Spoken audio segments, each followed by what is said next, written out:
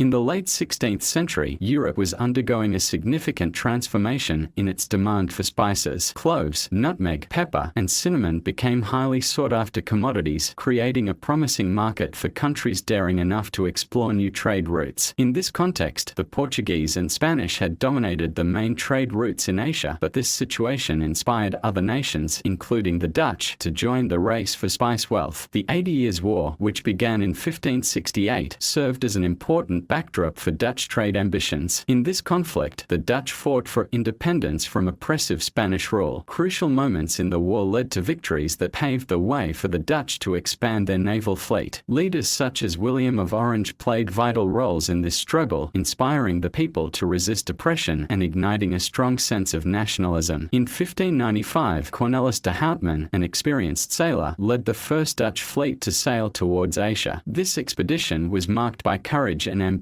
to penetrate the spice market dominated by the Portuguese. De Houtman and his crew took a different route from the one commonly used by the Portuguese, avoiding regions strictly controlled by them. They embarked on a long journey across the Indian Ocean, facing challenges such as severe weather, food shortages, and disease. After several months at sea, de Houtman's fleet arrived in Banten in 1596. As they approached the port, tension filled the air. Uncertainty awaited them in these unknown territories. Initially met with skepticism by the locals, de Houtman and his team managed to establish relationships with local traders. They began trading, purchasing spices, and learning about the workings of the local market. The arrival in Banten marked an important starting point for the Dutch. Although they did not bring back many spices, their presence paved the way for further exploration and sparked deep interest among Dutch traders to return. After this journey, they realized the enormous potential in spice trading and that a more organized strategy was necessary to reach this lucrative market. Following de Houtman's expedition, the Dutch launched a second expedition in 1597 led by Jacob Corneliszoon van Neck. This expedition succeeded in establishing better relations with local rulers. Van Neck and his crew managed to bring back a large quantity of spices, including cloves and nutmeg, to the Netherlands. This success convinced Dutch traders that they could compete in the profitable spice trade. By 1600, Dutch ports were filled with hope and ambition. Amid the bustling trade activity, prominent merchants and entrepreneurs began gathering, discussing the vast opportunities before them. They witnessed the profitability of the spice trade and the difficulty of competing with powerful nations like Portugal, which had already secured key trade routes in Asia. Among them, voices of determination and rising patriotism echoed, urging them to unite their strengths. In Amsterdam, intensive meetings took place in cafes and meeting rooms. Key figures like Peter van den Broek and Jan Pieterszoon Cohen actively participated in these discussions. They shared experiences from previous expeditions and recognized the need for more organized collaboration. "We must unite. Only in this way can we defeat our enemies at sea," exclaimed van den Broek, inspiring others to look forward. Amidst this growing urgency, the merchants agreed to form a corporate body that would combine their resources and expertise. Exciting moments followed, filled with big dreams and careful calculations as they planned strategic steps to claim the wealth previously controlled by their enemies. With this spirit, they prepared a proposal to present to the Dutch government, hoping for official support for their ambitious vision. Finally, after lengthy and exhausting negotiations, on March 20, 1602, the Dutch government granted official permission to establish the Verenigde Oostindische Company (VOC). This moment marked a dramatic turning point in trade history. With official documents in hand, the VOC founders celebrated with overflowing enthusiasm. They were granted monopoly rights to trade in Asia, along with the authority to build fortresses and negotiate with local rulers. In an atmosphere filled with excitement and hope, the VOC stood as an entity ready to face the challenges of the seas. With an organizational structure designed for efficiency, the VOC's directors represented various port cities, giving a voice to the interests of all Dutch traders. At the same time, they faced the challenge of proving themselves against powerful forces that had already been operating. In 1603, the VOC sent its first expedition to the Moluccas, famous as the center of the spice trade. This expedition was led by Willem Janszoon van Wolbeek, an experienced sailor expected to establish trading posts and secure access to valuable spices. Van Wolbeek and his crew sailed across the Indian Ocean, navigating challenging seas. Months later, they arrived on the island of Ternate, one of the Moluccan islands ruled by Sultan Bahabullah. Their arrival was met with curiosity but also uncertainty from the locals. Although Van Wolbeek lacked a formal agreement agreement, he began building relationships with traders in the local market. With basic diplomatic skills, he tried to assure them that the VOC's presence would benefit their trade. However, the situation became complicated when they realized that the Portuguese, who had long controlled the Moluccan trade routes, would see the Dutch arrival as a threat. In 1604, as the VOC began constructing trading posts, tensions escalated. The Portuguese, feeling threatened by the Dutch presence, tried to hinder their efforts. On one side, Van Walbeek worked to foster good relations with Sultan Barbula, while on the other, he had to prepare for an attack from the Portuguese fleet. In one of the meetings, Van Walbeek managed to speak with Sultan Barbula and convinced the Sultan that an alliance with the Dutch could help them resist Portuguese dominance. This moment was significant, as Sultan Barbula saw the potential to leverage the rivalry between the Dutch and Portuguese for his local interests. However, skirmishes were inevitable when the Portuguese fleet attempted to attack the VOC's newly built post. In this emergency, Van Walbeek and his team fought fiercely to defend their position. Despite being outnumbered, they employed clever strategies to counter the assault. With Sultan Barbula's support, the VOC managed to secure their position in the Moluccas. Within months, they established a strong trading post and strengthened ties with local rulers. This success marked the first step for the VOC in their mission to dominate the spice trade in Asia. With the foundation laid, the VOC continued to expand its presence in the Moluccas, striving to secure access to the spices highly demanded in Europe. Although their journey was not always easy, Van Walbeek's efforts and collaboration with Sultan Barbula marked the beginning of Dutch influence in this region.